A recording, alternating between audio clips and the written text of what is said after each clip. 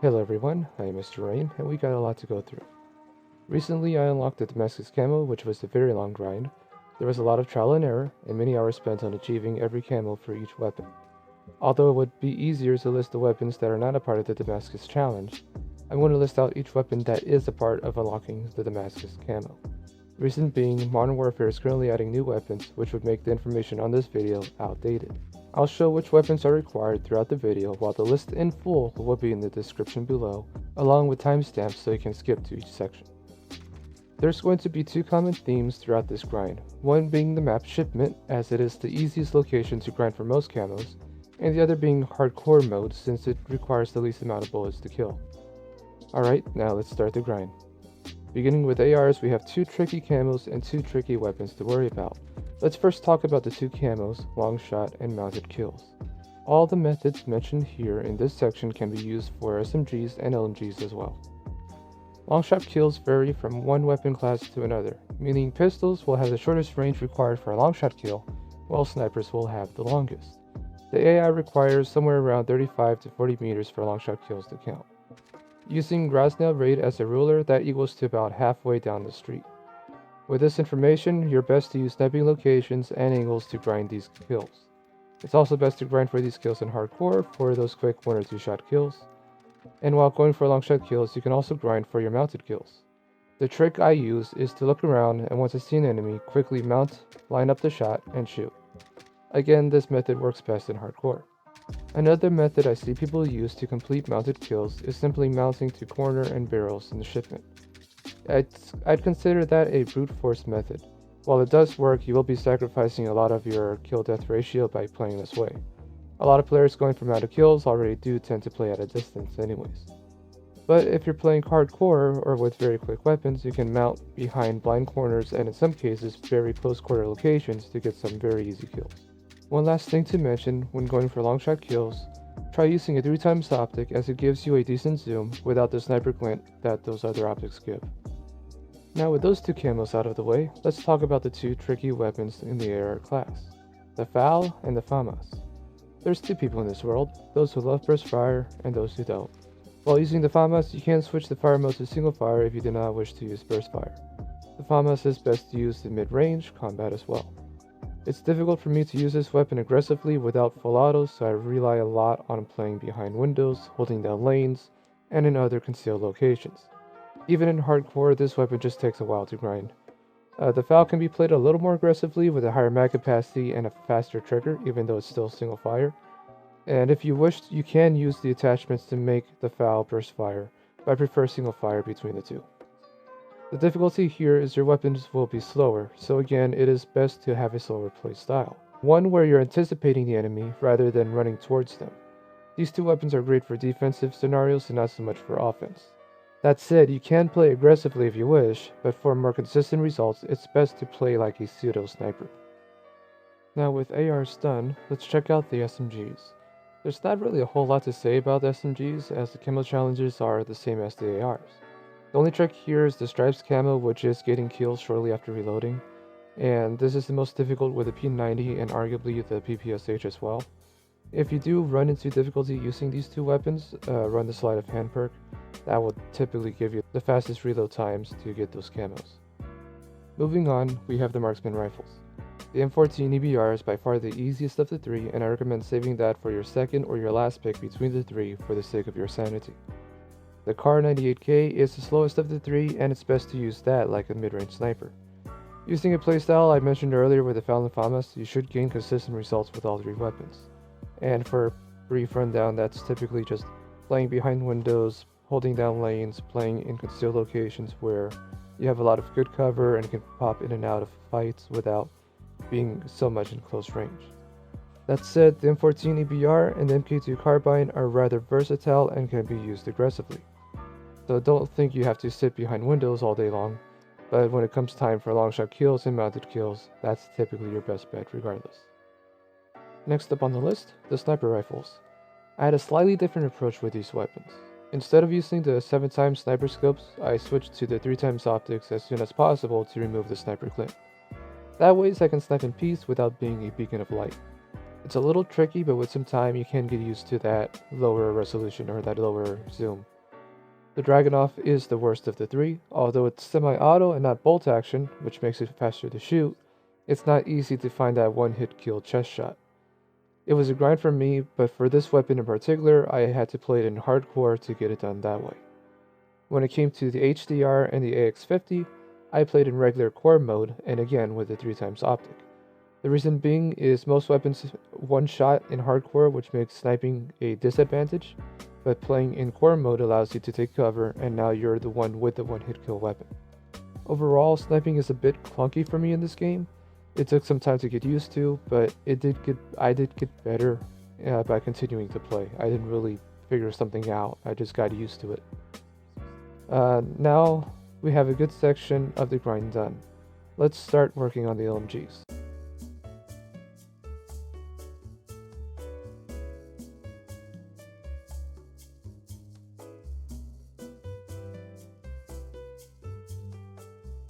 I left for the LMGs in my own personal playthrough for after the Marksman and Sniper Rifles, so I could use another full auto weapon again and start grinding those.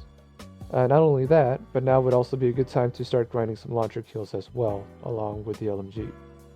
The reason to start working on launchers with LMGs is because your LMGs will contain a fair amount of ammo. This can really help with taking down VTOLs and chopper gunners quickly.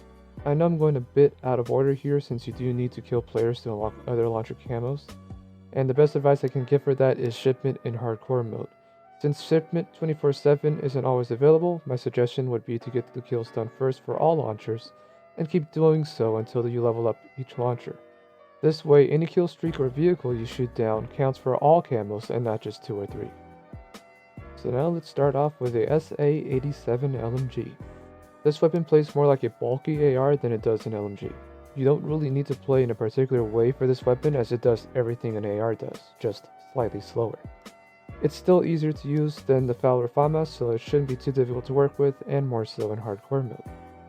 The two LMGs that gave me the most difficulty was the MG34 and the PKM. The MG34 doesn't hold a lot of ammo, so it can again be used like a large AR, but its reload time is long. For most of these LMGs, it's best to run sleight of hand to close down those reload times. These two aren't extremely difficult, they're just bulky. You can clear rooms with them if you want, but you'll have to find safety quick to get reload in. The M91 is really the standard LMG. With 100 rounds per box, you can clear rooms and then some. This was a really fun LMG to use overall, and probably is best left as last or second last, just for the fun factor. It is a big box, so you do have that reload issue as well still, but with 100 rounds you can actually play like a regular LMG. Alright, so now we're done with all the regular weapons, let's go ahead and work on the last 3 classes. Starting this off with the launchers. For a quick recap, launchers have 4 camos that are tied into kills. I recommend going to shipment 24/7 in hardcore mode to get those kills done, and it's far better if it's shipment 24/7 in domination mode, hardcore. Don't just use this playlist to get the kills and get out, use it to max out the level of your launcher, which is to level 31. This way you can shoot down any kill streak and have it be applied to as many camos as possible.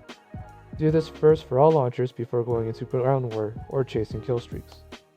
Once that half of the grind is over, now it's time to go in for the kill streaks. Some people find it easier to play ground war and shoot at the vehicles there. If you prefer to do that, then by all means do so. However, for me, I stayed in my 6v6 playlist and hunted down my kill streaks.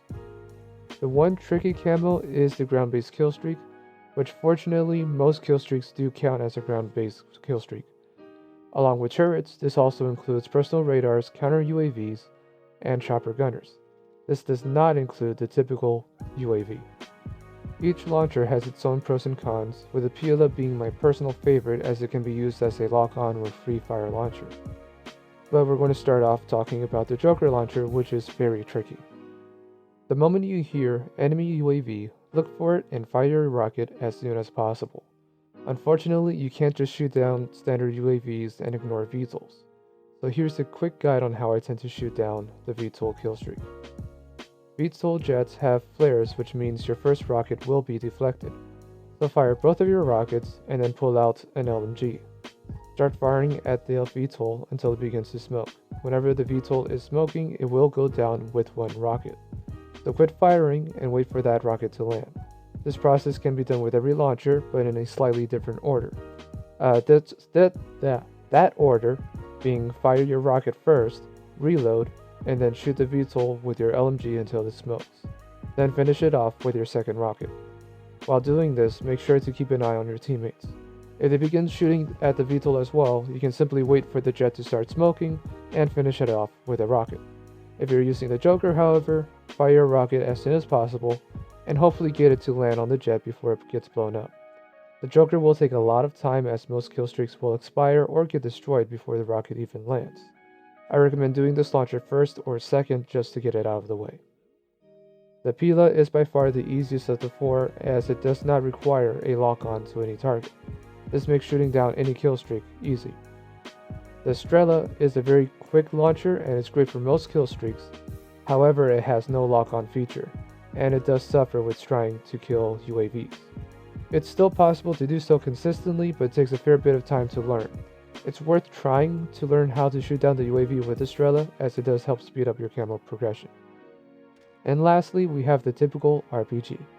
This weapon has the slowest velocity, which makes shooting UAVs near impossible and just not worth trying. Personal radars are your friends with this one. Even if they do move about, you'll have to try and shoot just as the chopper is slowing down. The personal radars do move just enough to make an RPG miss, so it's best to try and fire at one that's slowing down rather than one that stops. You can also wait for the personal radar to expire as it moves up vertically in a straight line. You have to be quick about it, but that way it can't move out of the way of your rocket. With launchers done, let's now go through melee. The Riot Shield is by far the most frustrating weapon to get gold. Again, this is best to go into shipment 24/7 on hardcore mode to get this done. For your perks, I recommend Cold-Blooded, Ghost, and Battle Hardened. If you wish to run a skill, I'd recommend the trophy system. Along with this, equip smoke grenades as it will help with this challenge overall. And once you got that all figured out, there's only one challenging camo to go for, which is to get 3 kills without dying. The best way to do this is to sit near your smoke and one of the containers you can walk into. For this camo, you can't really play aggressively as it's too risky. You have to play in a way where you have the most cover and defense possible, and that's really it. Just use your smoke, cover up as much of the map as possible, and then play corners and areas where you can't get shot from behind. And with your trophy system, you'll be immune to most grenades. After that grilling task, you get to do it all over again, but with the combat knife. This time it's easier to pull off, and using the same setup as before, you'll get those kills quickly. You also run quicker with the knife, so there's not a whole lot of need to be sitting in a corner of the map for any of the camo challenges. For the crouching kill camo challenge, you can still run, but then just slide into your enemies and knife them that ways. At least it gives you a fun factor to work with rather than just sitting in a corner. And now, lastly, we have our home stretch, the sidearms. Let's start with the 357 revolver. This handgun is by far the worst of all the sidearms. It has a fair bit of sway which makes lining up shots really difficult, and my recommendation is to use the Tycoon blueprint or to equip the long stock in the handgun. The stock reduces the sway drastically and makes it more accurate overall. You're not really looking for a faster rate of fire, you're just looking to make your shots count. Another trick is that this gun tends to be somewhat decent with hip fire, at least in my experience, so you can go ahead and experiment with that as well. Next up is the Desert Eagle. This gun is a little unwieldy without any attachments, but once you equip the lightweight trigger, the fun begins. You can either use this like the 357 where you want to make your shots count, or you can add more ammo and kind of just spam shot the gun, which is more of my preference, especially with the Desert Eagle, where you're just going to one-shot people, especially in hardcore mode. The M19 was a lot of fun, especially with a lightweight or matched trigger. It also one-shots in hardcore mode, so take full advantage of that. The 1911 is a little underwhelming for me. With only 7 shots per mag, it's probably best to equip a larger mag and move on from there. It's not as powerful as the Desert Eagle, so there's not really any reason to be using this with only 7 shots. And lastly, the X16. This weapon holds up the most ammo and shoots very quickly. Almost on par with the M19, so use this in hardcore mode and you should be just fine. And after that, that's it. Congrats, you've now unlocked Damascus. I really do hope this guide helps you with your progress and you found it useful. It was a lot of work to get it done, and the Riot Shield is by far the most challenging. If you have any questions at all, if you want any more specifics, please let me know and I will do my best to answer, whether it's in a comment below or if I just make another episode or another video. So until next time, I am Mr. Rain. Thank you very much for watching, and I will see you guys in the next one.